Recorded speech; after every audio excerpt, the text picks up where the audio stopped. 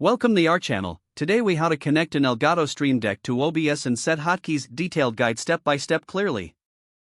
Start by ensuring your Elgato Stream Deck is connected to your computer via USB.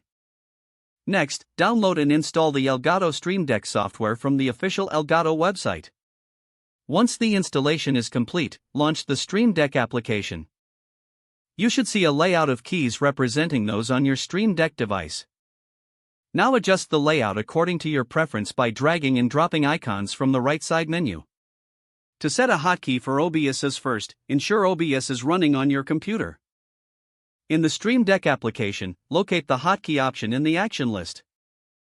Drag the hotkey action onto one of the keys on your Stream Deck. Click on the newly assigned hotkey button to open its settings. In the settings window, press the desired keyboard shortcut you want to assign to this key.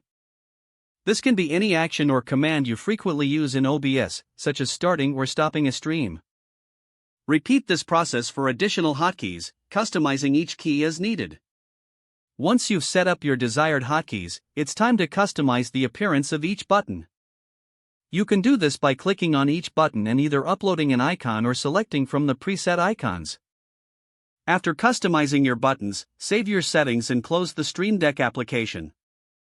Return to OBS to ensure that the hotkeys you assigned are functioning correctly. Test each hotkey by pressing the corresponding Stream Deck button while observing your OBS activities. If everything works smoothly, you're ready to enhance your streaming experience with your Stream Deck setup. Remember to keep the Stream Deck software open while using it alongside OBS for optimal performance.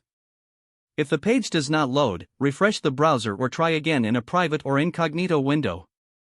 Make sure you are using the correct email address, then retype it carefully to avoid small typos.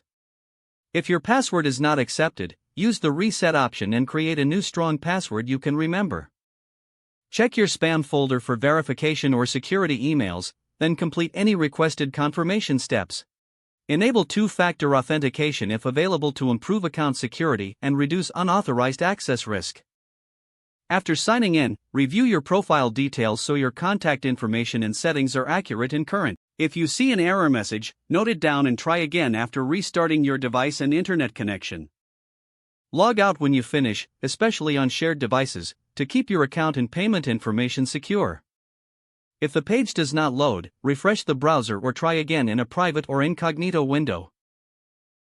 Don't forget to like this video and subscribe to our channel for more step-by-step tech guides.